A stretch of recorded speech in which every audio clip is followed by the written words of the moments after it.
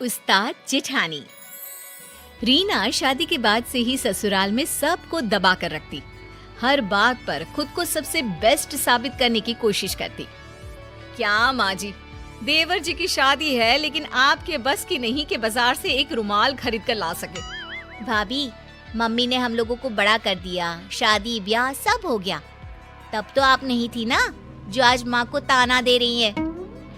एक तो तुम लोग यहाँ आती हो, फिर मेरे और माँ के बीच लड़ाई करवाती हो। अरे सही तो बोल रही है मेरी बिटिया। घर की बहू हो और 4 काम करना पड़ गया, इसमें क्या होशियारी दिखाना। अरे करना है तो करो, नहीं तो। बस ये सुनकर रीना का तांडव शुरू हो जाता है।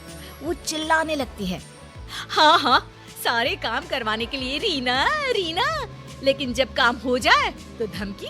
अरे वाह जी वाह, अब देखो मैं क्या करती हूँ। घर पर छोटे देवर की शादी, ऊपर से भाभी नाराज। अरे रीना बहू दिखाई नहीं दे रही, उसे बोलो छोटी बहू के घर जाकर उन लोगों से पूछ ले, कोई काम की जरूरत तो नहीं है। लेकिन रीना बहू हो तब ना। पापा, भाभी तो मायके चली गई, ये कहकर गई है कि शादी में भी नहीं आएंगी। अरे ये क्या बात होती है, समाज क्या कहेगा। और अब जब सब घर में आने वाले हैं, ऐसे में बड़ी बहू का घर में ना होना बिल्कुल भी ठीक नहीं है ये बात। अरे पापा रहने दो ना उसे, वहीं छोटी छोटी बात पर घर पर कलेश करती है। सोचती है खुद किसी को कुछ भी बोले लेकिन उसे कोई कुछ ना बोले। ऐसा होता है क्या? अरे फिलहाल तो बहू को मना कर लाना जरूरी है। ड्राइवर से बोलो कार निकाले, हम खुद जाएंगे। घर के सभी लोगों को बहू पर गुस्सा आता है। जो आदमी अपने उसूलों के आगे किसी के सामने नहीं झुका, वो कल की आई एक लड़की को मनाने जा रहा है। पता है ना माँ, पिताजी को समाज, परिवार और आस पड़ोस की कितनी परवाह है।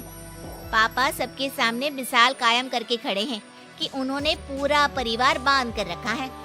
ऐसे में भाभी नहीं होंगी तो पापा की प्रतिष्ठा में उंगली तो उठेगी ही ना। ये भाभी की जीत नहीं, सबसे बड़ी हार है, हार। उधर मायके में रीना की माँ, अरे बेटी क्या बात है, इतने पैसे वाले लोगों को घुटने में ले आई तू। देख तेरा ससुर कैसे गाड़ियों का काफिला लेकर आया है हम लोगों के दरवाजे। अरे माँ बस बहुत हो गया इन लोगों का नाटक।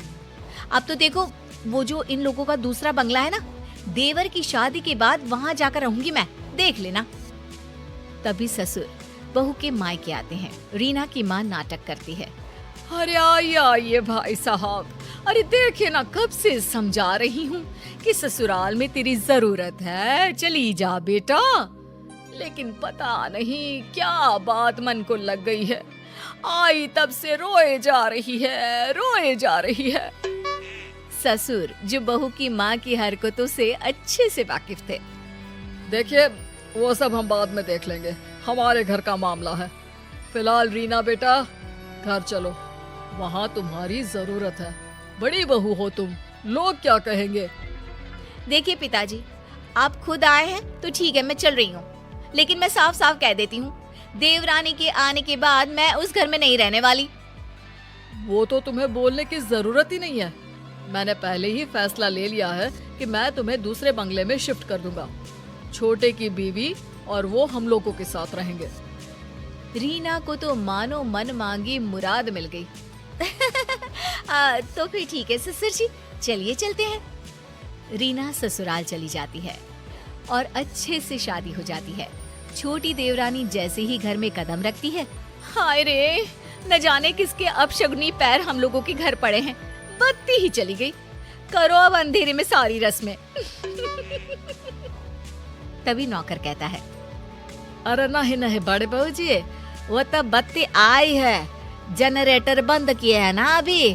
छोटी बहू के तो पैर बहुत ही सगुन वाले हैं। अरे 2 दिन से पूरा मोहल्ला अंधेरे में डूबा था, अब जाकर लाइट आई है। अरे हाँ ठीक है, ज्यादा बोलने की जरूरत नहीं है। नौकर हो, नौकर की तरह रहा करो। देख रीना, हम लोगों के घर हमेशा से इतना पैसा नहीं था। तेरे ससुर ने बहुत मेहनत से कमाया है। नौकरों से अच्छे से बात किया करो, ये हमारा परिवार ही है। हाँ ठीक है, वैसे मेरे मायके में नौकर चाकर रहे नहीं, लेकिन सब जानती हूँ कैसे बात करनी होती है इनसे। नौकर मुंह लटकाकर चला जाता है। अरे देवरानी जी, कुछ बोलोगी भी कि बस ऐसी ही सबको घूरती रहोगी? लेकिन छोटी देवरानी कुछ नहीं बोलती। अगले रोज, अच्छा तो मैं चली दूसरे बंगले में।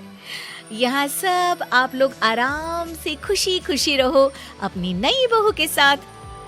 रीना का पति कहता है, लेकिन मैं अपना घर माँ पापा को छोड़कर कहीं नहीं जाऊंगा, ये तो पक्की बात है। तो ठीक है ना, आप रहो, मैं और बच्चे तो जाएंगे। कौन रहेगा यहाँ सर्कस में? छोटी देवरानी बोल पड़ती है, दीदी आप इस घर को और घर के लोगों को ऐसे नहीं कह सकती। हाँ रीना भाभी, छोटी भाभी सही कह रही हैं। तभी ससुर जी आते हैं। बड़कू बेटा, अपनी बीवी को लेकर जाओ दूसरे बंगले में, हम लोगों के लिए छुटकी बहू है। पिता का ऑर्डर मानकर बड़ा बेटा रीना और बच्चों को लेकर चला जाता है। आज सब कान खोलकर सुन लो, वो घर की बड़ी बहू है, बड़ी ही रहेगी। समाज में, परिवार में, हर जगह उसे हमारी बड़ी बहू के नाम से जाना जाता है। लेकिन एक बात ध्यान से सुन लो, कोई भी उससे गलत व्यवहार नहीं करेगा। अब क्या था, जेठानी रीना आए दिन घर आती और अपनी देवरानी को खरी खोटी सुना जाती। इन लोगों को जो तुम बहुत अच्छा समझ रही हो ना, अरे मैंने कैसे कैसे 5 साल काटे हैं मैं ही जानती हूँ। अरे मैं तो कहती हूँ तुम भी इन लोगों को मुंह मत लगाना। देखिए दीदी, अभी तक तो मेरे साथ सब ठीक है, जब कुछ होगा बुरा तो बता दूंगी। अरे मैंने तो इस घर को घर बनाया है, वरना जब मैं शादी करके इस घर में आई थी ना, पूरा घर ऐसे लगता था जैसे चिड़ियाघर। सास को तो किसी चीज का सहूर ही नहीं था। ठीक है ना दीदी, अब देखिए आप नहीं है, लेकिन घर माँ जी ही तो चला रही हैं। मैं तो वही करती हूँ जो वो कहती हैं। अरे एक बात और, बुढ़िया ना बहुत गहना रखी हुई है। अब मैं तो यहाँ हूँ नहीं, तुम ही देखना कहीं ननद ही सारा गहना ना चंपट कर दे। वैसे कायदे से तो बेटी का ही गहना बनता है ना दीदी, हम लोगों को वो दे दे, प्रसाद समझकर रख लेंगे। आखिर सास की यादगिरी भी तो बहू के पास होनी चाहिए ना। अरे पता नहीं तेरी माँ ने तुझे कोई संस्कार ही नहीं दिए। अरे इन लोगों को जानती नहीं है तू। तभी ससुर वहां आ जाते हैं और छोटी को डांटने लगते हैं। छोटी बहू, मैंने तो तुम्हें अच्छा समझा था, लेकिन तुम भी। नहीं पापा जी, मैं तो सिर्फ दीदी से बात कर रही थी। हाँ, ये क्या कह रही थी पापा जी जानते हैं आप, कि बुढ़िया मर गई तो सारा गहना बेटी को दे जाएगी। मैंने कभी नहीं सोचा था छोटी कि तू भी ऐसी निकलेगी। तभी वहाँ सास और ननद आ जाते हैं। छोटी बहू दोनों को देखकर डर जाती है कि सास कहती है, नहीं नहीं, हम लोगों ने दोनों बहुओं की बात सुनी है। छोटी बहू की हर बात ठीक और संस्कारी थी। बड़ी बहू इस घर की हम लोगों की दिल खोल कर बुराई कर रही थी। जेठानी जैसी भी क्यों ना हो, जरूरी नहीं कि देवरानी भी वैसे ही निकले। हर एक के घर के अपने संस्कार हैं। बड़ी, तूने अलग घर ले लिया है, अब यहाँ का रास्ता भूल ही जा तो अच्छा है। छोटी सास की बात सुनकर चैन की सांस लेती है।